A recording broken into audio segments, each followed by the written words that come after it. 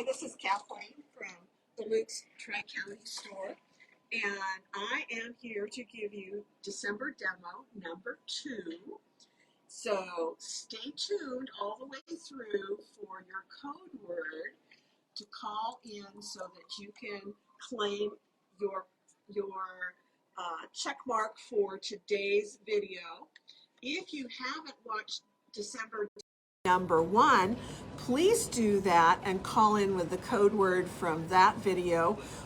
In that video, I demonstrated the orange pop rulers. Today, I am going to be demonstrating the clear blue tiles, and there are 2 sets of them. One of them is the essentials set, and the other is an expansion set.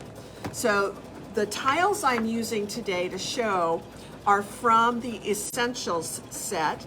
And in the essentials set, you get a great instruction book as well as ideas for how to lay out your tiles for optimum hooping. In this set, you also get 12 of the block, or 14 of the block tiles and 12 border tiles. Now, the nice thing is it gives you a wide variety of sizes from 2x2s all the way up to 8x10s for blocks, and for borders 1x7s all the way up to 6x10s. So you have a variety of sizes to use to help you with any background quilting or just overall quilting of a project in the hoop.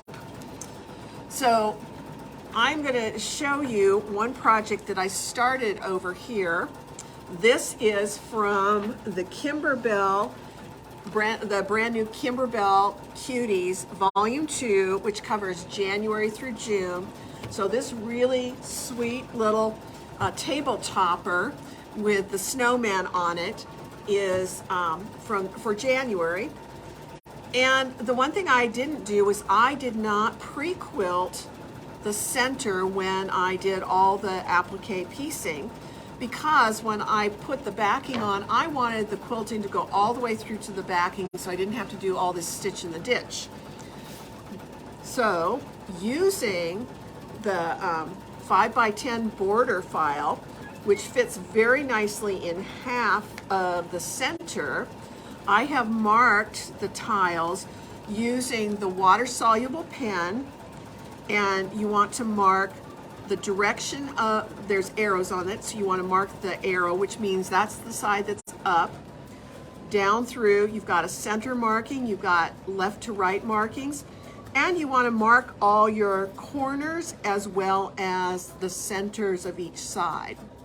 Now, I did this so that when I stitch it, I set my files up so that I could do both sides, both halves of the center in a 260 by 260 hoop. Now, if you don't have the 260 by 260 hoop, you can easily use the 260 by 200 hoop to do half and half. You would just have to hoop twice. So I did one direction here, I flipped it around, and I drew my arrows and lines in on the other side so that I have that all marked. And then I take my 260 by 260 hoop, and on the back side, I have used the Clover double stick tape. This stuff is wonderful for making sure that your inner hoop doesn't shift when you hoop your project all the way through, because you're not going to use any stabilizer in this project. So I have removed the top cover from 3 sides. I'm going to pull the paper off the tape on the last side here to expose the sticky tape, and pop the inner hoop out. So I am going to just center my hoop, and this one conveniently centers on the center seam of the center design here. And the only area that I'm going to actually quilt is this lighter center section. So I have got my hoop centered using the notches on the hoop. By the way, this is a great hoop to have in your arsenal for your machine. If you have one of the larger Viking machines, if you don't have this hoop yet, you really need to get one. So I am opening up the outer hoop fairly wide because I am going to be hooping through my quilted layers, and I don't want it to spring the project when I slide this under. So I'm going to very carefully slide this under to match up with the top end of the hoop. I'm going to find my corners and press this down into the hoop here. See, I need to shift the hoop a little bit on this side. There we go. Push down in there, and then I need to find the bottom corners. So often what I will do is squeeze the top edge of the hoop to kind of collect them together, and then slide it to the edge of the table so that I can actually feel the bottom hoop through the project. And then just push it down. And if it pops up, you just have to kind of keep working it down as you go. This is probably the hardest part of hooping projects like this. I'm going to slide this open just a little bit further.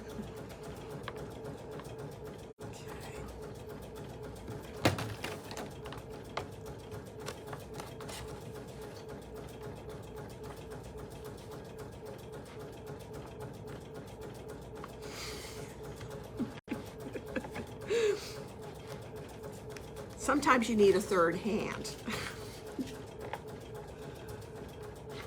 Okay. Alexis, can I borrow you for a second? Hey, Ann. Or Ann, can I borrow you for a second? I need a third hand. Absolutely. If you could hold this corner right here, like where my thumb is, that would be great. Okay. Yep. And then I can get this one popped in. This is the first time I've ever had where it doesn't go in easily. Does it want to go in? No. Let's get it on the table. Yeah. You know, I don't want to go too far because I want to be able to grab this and push. Yep. Okay.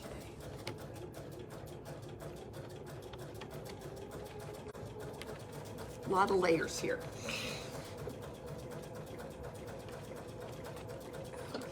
We're close.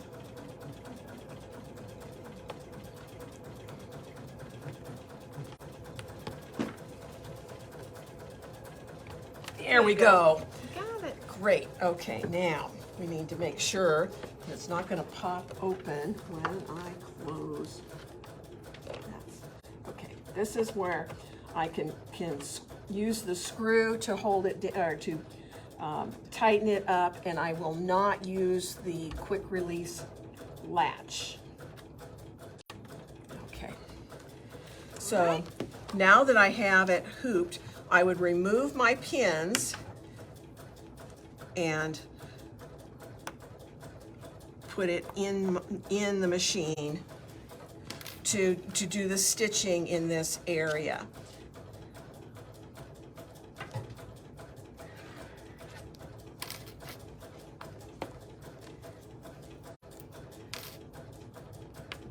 The nice thing about this particular size block is it really makes it easy to line up your seams with your notches on your hoop so that you have it centered appropriately. And I'm going to just use a white embroidery thread to stitch this area. Now, I'm not going to stitch it right now, but you'll be able to come into the store later and see it completed, and I will have used a little water to remove all the markings. If you have a project that you are doing overall quilting, can you see this? Are we good on this side, or do we need to move? Okay.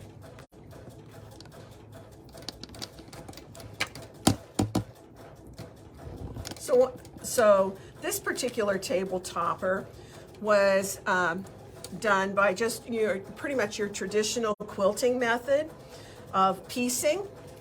And then I measured it afterwards. This measures roughly 18 by 18, maybe just a little bit larger.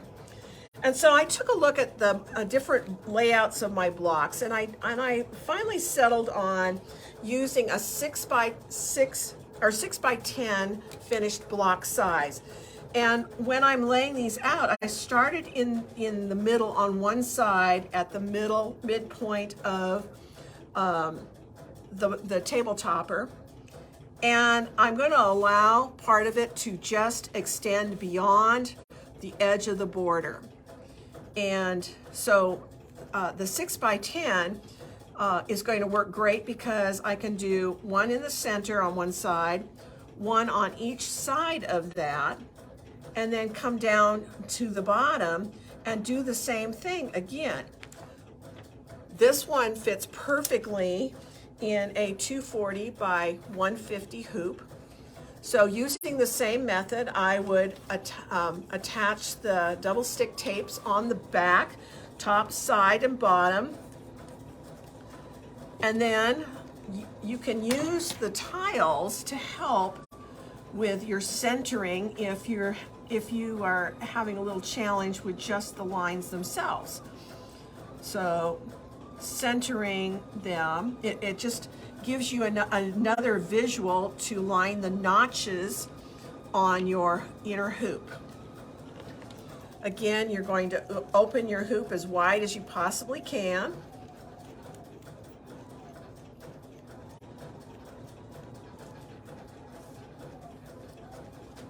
And then you just gently slide this under. Now, I have not used the double stick tape on this, so if it shifts, then we'll use the positioning on the machine to make sure that we are still lined up. And this one's going to be a little easier because there's a lot less layers to go through. So that pops in really nicely. I'm still lined up with my lines, with my notches on my hoop. Just tighten the screw to make sure my hoop does not pop open.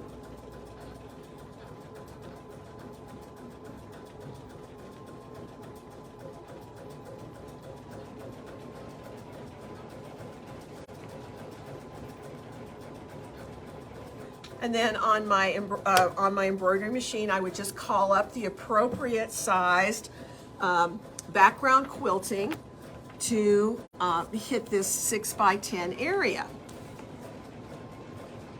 And then once I've quilted that, then I can move it to the next section and on top and bottom and left and right.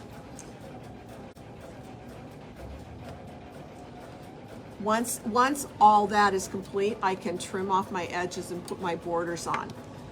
Now the other set that I mentioned takes care of some of your larger hoops. If you have larger projects, these range in the 2 by 12 to the 8 by 14 block size, and the 1 by 12 to 6 by 14 border size. So you have 2, 4, 6, 8.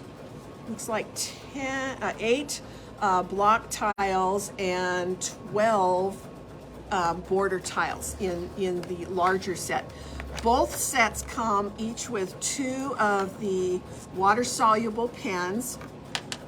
Your essential set comes with 2 slap bands, and these are really handy for if you're working with a much larger project, rolling your project up and using the bands to keep the project tight so that you don't have to manage all the additional fabric.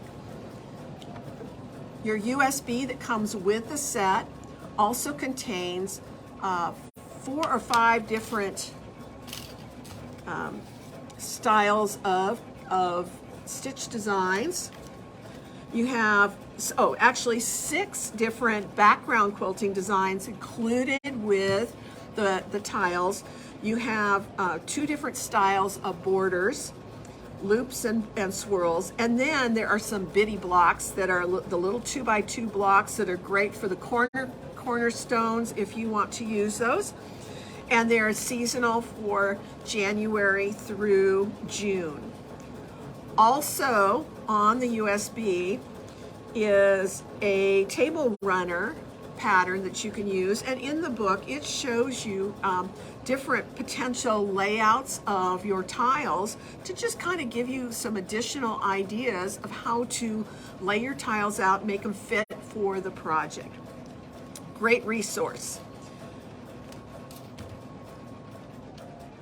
This makes it easy to do your edge-to-edge quilting and have really nicely finished projects without having to go to a long armor. So, thank you for paying attention today. I really appreciate those of you that have tuned in. So demo day 2, your secret word is Blue Christmas. So call us with the secret word and get your name on the list. Because remember, when you viewed all 3 videos and you call in with the secret word, you're going to receive the really cute Stay Cozy design that is the little 8x8 pillow with the binding on the edge, and Alexis is going to grab that really quick off the wall.